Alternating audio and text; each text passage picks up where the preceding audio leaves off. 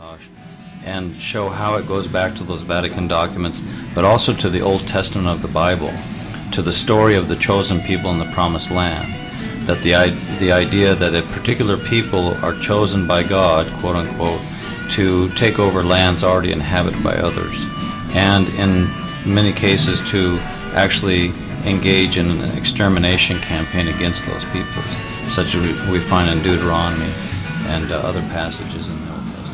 I'm off to traditional Hawaiian territory,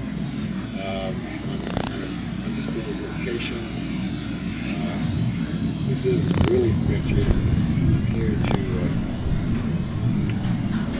remind you all that the resistance is alive and well, indigenous resistance in relation to the Occupy movement, the notion of sovereignty of us as individuals, nation state.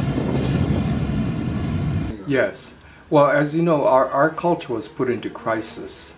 After the coming of the missionaries, there was, of course, an adoption and an integration of Christian values into the Hawaiian values, which actually seemed to integrate quite well until you came to the economic aspirations of the Christian countries that came here, the United States, Great Britain, and others.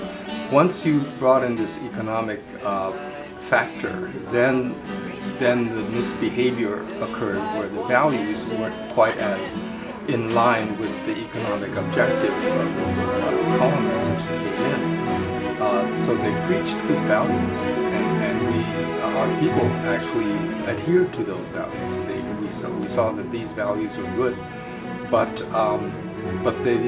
the colonizers again did not adhere to their own values and started to, of course, become very greedy and pushing our people aside. This was very, very dramatic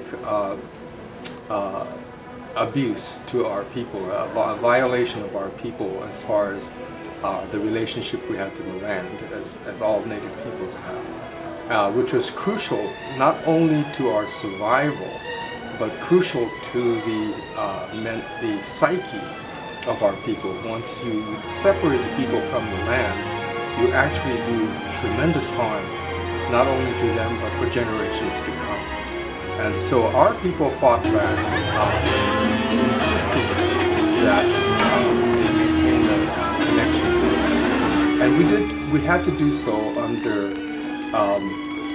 great duress, because there was this overlay of Western values, and particularly with values pertaining to the land, where there's ownership and exploitation and things like that, which were contrary to our own values.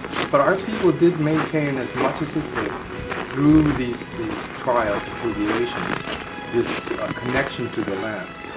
Of course, we had in the 20th century, with the arrival of tourism and much heavier concentration of development and those types of things happening in Hawaii, our people became even more estranged from the land. And many of our people began to, of course, adopt Western values, which deliberately separated themselves from the land, unknowingly, let's say. So in the 1970s, we came to a crisis point. And that crisis was this identification as to who we are and why we have this yearning and this longing to be part of this land, but we no longer have the capacity to interact with our land because we've been separated through laws and through imposition of foreign practices. And that became a very confusing time for us. It was a time that we had to really relearn who we are. And it took a bit of some real soul searching. But interestingly enough, the soul searching really came through our culture. In the 1960s and 70s, we started to have a rejuvenation of our cultural values, and particularly our cultural practices, such as music and dance. Many of you have heard about the hula. While that had been preserved in a way through the tourism and the Hollywoodization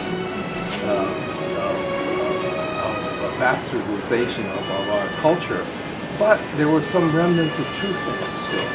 So as it survived through the early 20th century, and coming into the latter part of the 20th century, our people began to see into that through the language and through the dance and through the music, started to revalue our culture.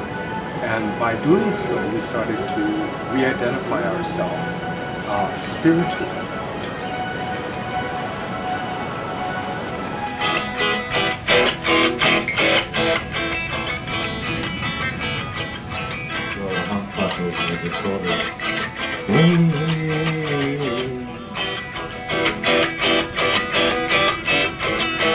North of 60, north of Los Angeles.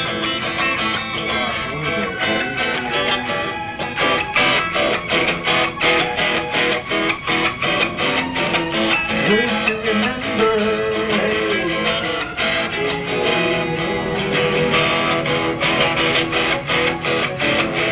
Ways to remember.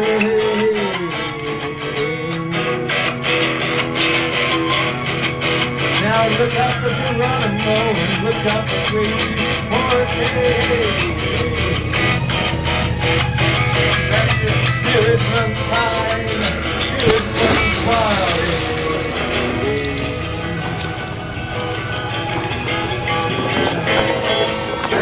There was a systemic attack on the Aboriginal people to take the Indian out of the child, and things like residential school, foster care systems, all those systems are working towards eliminating our culture, our spirituality, and who we are as a people. I would suggest that people Google I Will Know More. If you have questions, do your research, do your due diligence. Do not just believe everything you read or see. There is a whole bigger picture happening there.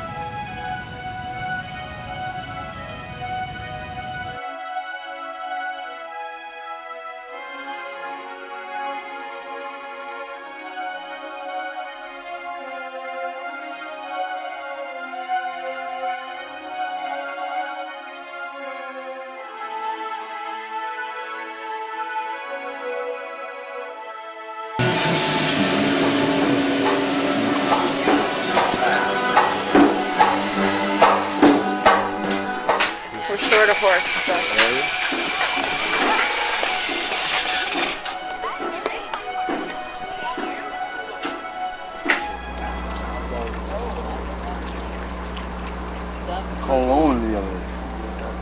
Colonialism doesn't exist anymore. Huh? Go!